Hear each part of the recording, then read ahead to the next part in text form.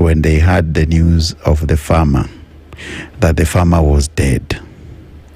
And the monkeys and baboons celebrated the death of the farmer because the farmer used to chase them from the crop of the maize.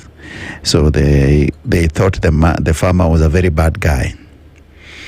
But they did not know the man they were chasing was actually the man who used to feed them. So one day when the farmer died, the next year there were no crops, and the baboons realized there was no food. So sometimes the person you think might be your worst enemy must have been your friend in disguise.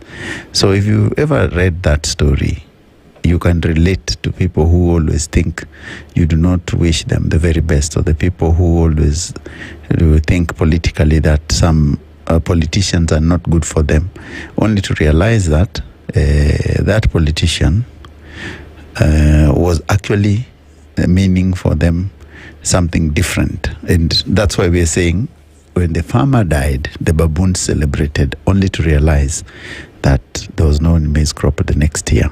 So tafakari, reflect on that story. But also, let me give a look at what was said during the funeral. There are many things which have been said during the funeral. And one of them is, of course, the ex-president, the former president, Uhuru Kenyatta. You know, we love Uhuru, man. Uhuru is always comes with quotes and quotable quotes. And in Uhuru, what you see is what you get. And remember today, he said that inside the reflection of their drinking dates and what they discussed, he said that sometimes they would sit down with Raila and ask themselves what to do past icons like Jomo Kenyatta, Oginga Odinga, Kwame Nkrumah, and Nyerere talk when they go to heaven. And they always wondered, what would these great men be discussing in afterlife? And Raila would say, maybe politics. And then Uhuru, as usual, said that, and if now since you've gone there, me, I'm not in a hurry of joining you, but I know when I come, you will welcome us.